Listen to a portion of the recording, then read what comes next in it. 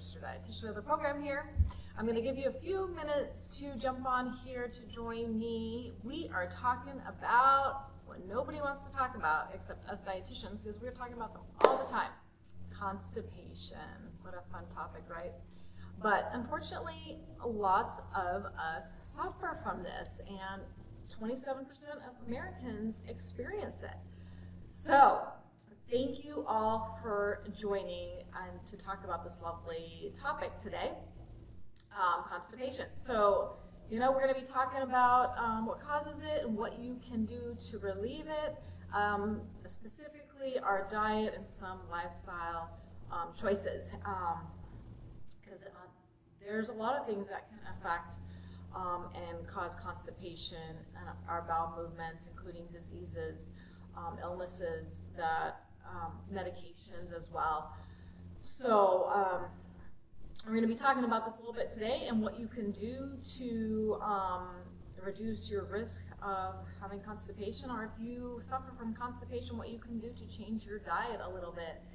And so what's constipation? So constipation is really defined as having less than 3 bowel movements per week, and it's very individual too.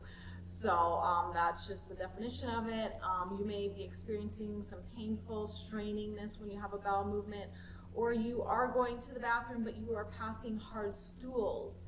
So let's talk about this. And also along with constipation comes some symptoms of bloating and some gas. And this is very uncomfortable, and it can be very embarrassing for some. So let's see what we can do to prevent constipation and have some regular bowel movements, and if you suffer from constipation, what you can do to improve your situation in your bowel movement. So let's first talk about some foods that may cause constipation, make it worse for you. So first of all, alcohol. Alcohol's been huge during COVID, unfortunately, so it's number 1 on my list here. And alcohol can be very dehydrating. Oftentimes we're not drinking enough water and non-caloric fluids when we are drinking alcohol. So it's going to cause us to not intake enough fluids, which will cause constipation. And also drinking alcohol can increase our urination, and so then we become dehydrated. So what I do encourage and recommend is, if you are going to be drinking alcohol, to have 1 non-caloric 8 ounces for every alcoholic drink with you. So whether it's water, lemon water, or sparkling water, have that as you are drinking to make sure you are hydrated to prevent constipation. Number 2 is eating a fair amount of processed grains. So what am I talking about here is your white rice, your white bread, white crackers, white pastas. Okay, so these are processed and the germ and the bran have been removed, so there's no fiber. So they are not going to help increase our bulk in our stool. It's going to prevent movement. So you definitely want to look at how much of the processed grains you are consuming. So studies have shown that eating a high fiber diet will help lower our risk of constipation.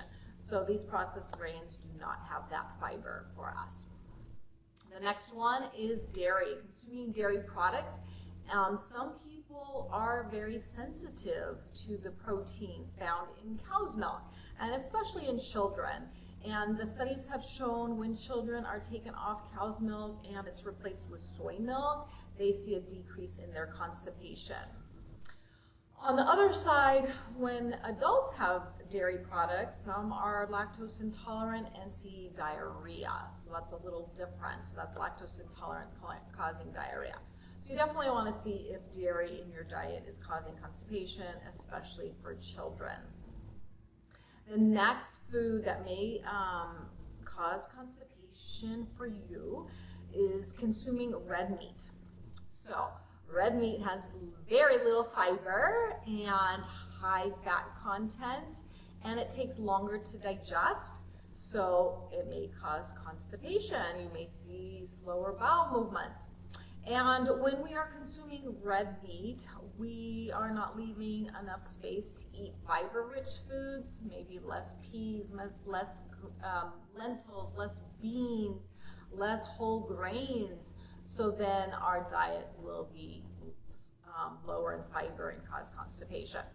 So what I encourage you to do is go to more meatless meals where you remove some of the red meat and replace it with our protein from plant-based. So your peas, your lentils, your beans. So those will increase the fiber in your diet. So replacing red meat with plant-based will increase fiber and reduce the risk of constipation and help the movement of your bowel movements. So number 5 is fried food, fast food can cause constipation. And these, again, like meat, tend to be high in fat and low fiber. And so that combination decreases our digestion, slows it down, and can cause constipation. So along with cookies, cakes, ice cream. So these snack foods are replacing our fiber-rich foods like fruits and vegetables where we're getting the fiber.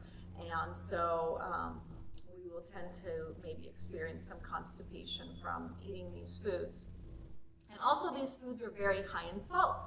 So what does that do? That decreases the water content in our stool, drying it up, making it harder to push through the body.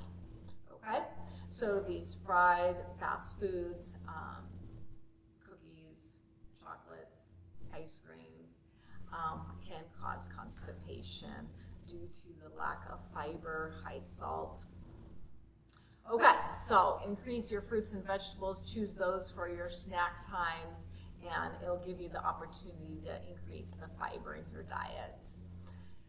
And that was number 5. So those are some foods, when we have a lot of those in our diet, they can cause constipation and slow down our digestion. So you can look at your diet as an individual and choose some foods higher in fiber. And now we're going to talk about that, because constipation, it's an unpleasant condition, okay? So we are going to talk a little bit more now how you can have a smoother digestion, some strategies to prevent constipation, and really looking at your diet. So again, like I said, there's certain illnesses and medications, diseases that affect our nervous system that can cause constipation, hypothyroidism, dehydration, our lifestyle, our stress levels, and so all these can cause constipation. So let's look at our diet a little bit and see what we can change in our diet to relieve some constipation.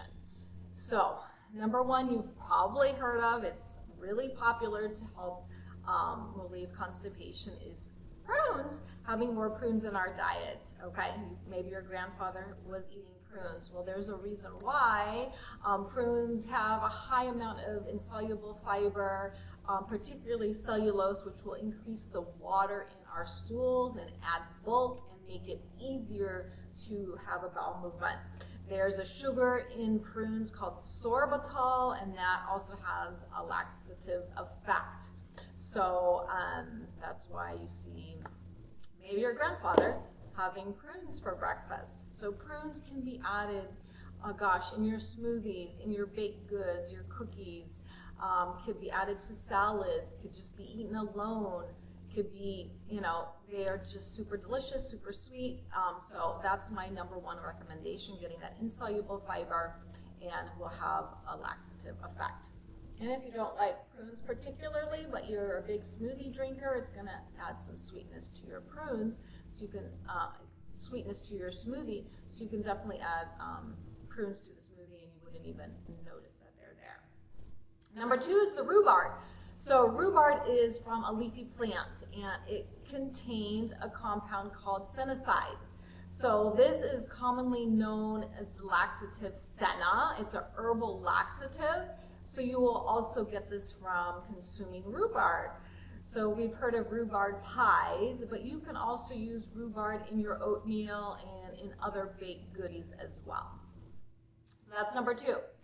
So the third one is a variety of fruits like your pears and your apples, kiwis, small and mighty green kiwis, figs. All of these have insoluble and soluble fiber, which are going to help the movement of your bowels. It's really going to help pull the water into your colon to help things move along, get that gut moving. So in pears, it has a high amount of fructose, and that's not absorbed in some people, so that helps the bowel movements. In kiwis, there's an enzyme in there that increases our gut mobility, and you eat 2 kiwis, and it really helps that bowel movement and your bowel habits. So pears, apples, kiwis, figs, okay, but will help the digestion and decrease constipation. Really help prevent constipation. Your spinach and your other greens, like your broccoli and Brussels sprouts, these are so rich in fiber, but also super high in vitamin C, which we really need for our immunity, and vitamin K and folate. These vegetables, spinach, our broccoli, our Brussels sprouts, add a lot of bulk and weight to our stools, so it's easier to pass. So let me just talk a little bit about these really quickly here. So just 1 cup of cooked spinach, 1 cup really is just such a small amount, has 4 grams of fiber. And so that's 17% of our daily needs. As a woman, we need at least 25 grams per day. I really like to push it up a little bit though, but that is the recommended. For men, it's about 38 grams per day. So you can easily add spinach, raw spinach to smoothies. You can have a salad. You can have it in your sandwich and soups, in your eggs. So you can throw in spinach anywhere and really increase the fiber and the nutrition of your meals. So get more spinach in there will really help relieve some constipation or even prevent constipation. Let's talk about Brussels sprouts. So did you know that 5 Brussels sprouts will give you 10% of your daily fiber needs? So they're super popular now in the air fryer. If you air fry your Brussels sprouts, or you have Brussels sprouts in your salad, or roasting a whole pan of Brussels sprouts for the entire week. So you can definitely add those easily into your diet. Broccoli. Did you know that broccoli has the most vitamin C out of our veggies? So let's talk about broccoli for a little bit. So 1% of your daily needs. So those little trees, those little broccolis can really help bowel movements and get things moving along. So there are different ways we can add in the spinach and these greens into your diet. So the next one you may not have heard of is the Jerusalem artichoke. So this is very high in a soluble fiber. It contains inulin, which is a prebiotic, and that helps improve our healthy gut bacteria. It really promotes digestive health. So if you roast up these Jerusalem artichokes, you're really going to help your gut bacteria, which helps our bowel movements. The next one is the artichoke we're more familiar with. Just the artichoke, it's very high in the prebiotics, the indigestible carbohydrates that feed our gut bacteria, so they're going to increase our stool frequency and our stool consistency. So it's going to really help constipation. The next one I'm going to talk about is the sweet potato. So if you're a potato lover, let's increase our sweet potatoes. So much insoluble fiber and soluble fiber to help relieve constipation. Plus, its nutritional content is super high. Lots of vitamins and minerals. So if you love potatoes, let's increase our sweet potatoes, and these can be used anywhere now. It's fall. We can use sweet potatoes in our chili. You can roast sweet potatoes and combine it with black beans. I showed a recipe last week, our stuffed sweet potato boats. You can put sweet potatoes in your smoothies. There's just a lot of options for sweet potatoes. So don't forget about that vegetable. So let's talk about our plant-based proteins, our beans, our peas, and our lentils.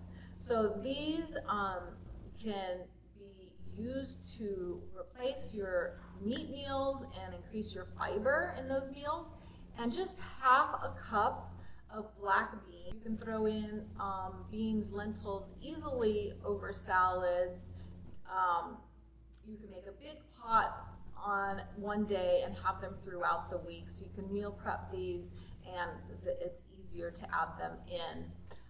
So they both have lots of insoluble fiber and soluble fiber, so it's going to really add the weight to your stools and soften your stools for easy passage. So if you're looking to go more plant-based, you will find your protein in your beans, your peas and lentils, plus all the fiber you need for healthy bowel movements. The next one I'm going to talk about is the small chia seeds. You may have heard of it. A lot of people are making chia seed pudding for breakfast. It is the most fiber-dense food. So just 1 ounce of chia seeds will give you 10 grams of fiber. So these seeds are high in fiber, high in protein, omega-3s. They are super nutrient dense, plus a lot of fiber. So what are you going to do with these chia seeds besides chia pudding? Well, you can add them anywhere. So you can throw them on your salad, sprinkle them on your salad. You can throw them in your oatmeal. You can throw them in your baked goodies, your pumpkin bread, your banana bread, whatever you're baking these days, oatmeal cookies. You can make the chia pudding and throw them salads. So when they absorb water and form a gel-like substance, so they're easy to add in, and they are very similar to using flaxseed as well. Flaxseed is very high in fiber if you like that. That's another option. So these are just some of the foods that really add a lot of insoluble and soluble fiber and really help the bowel movements pass along, getting them softer and easier for you to have healthy bowel movements. There are many other foods, but this was just a short list that I wanted to go over today that may help you and that are just very super nutrient dense. Remember that it is a lifestyle if you suffer from constipation.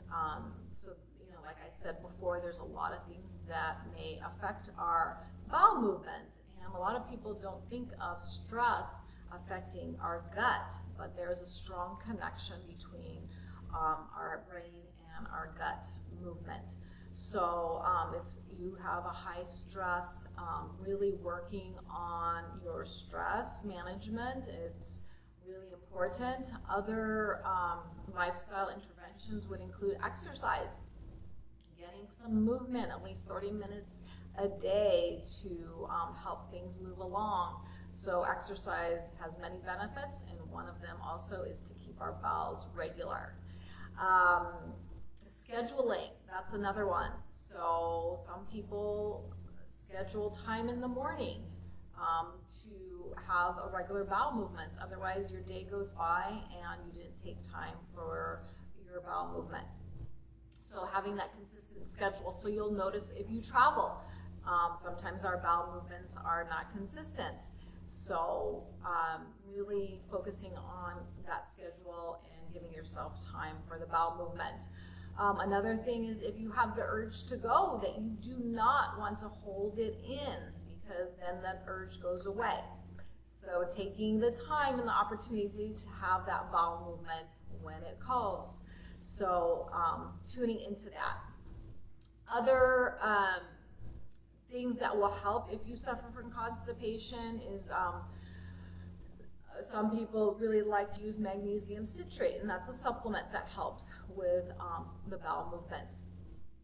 There's also a lot of other products, but just be careful in what you choose. Really focusing on your diet and your lifestyle is really going to help, and especially if you have an illness or a medication that is causing the constipation.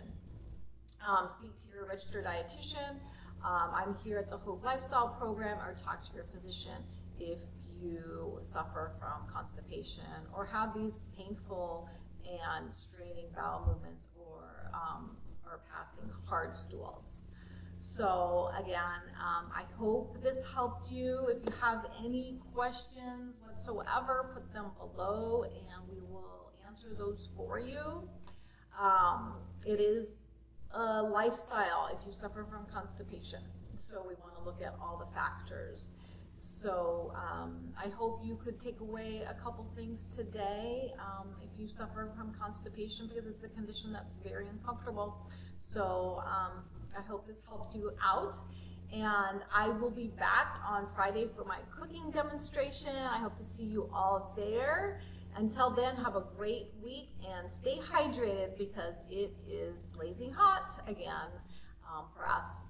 So have a great day, and I will see you all Friday.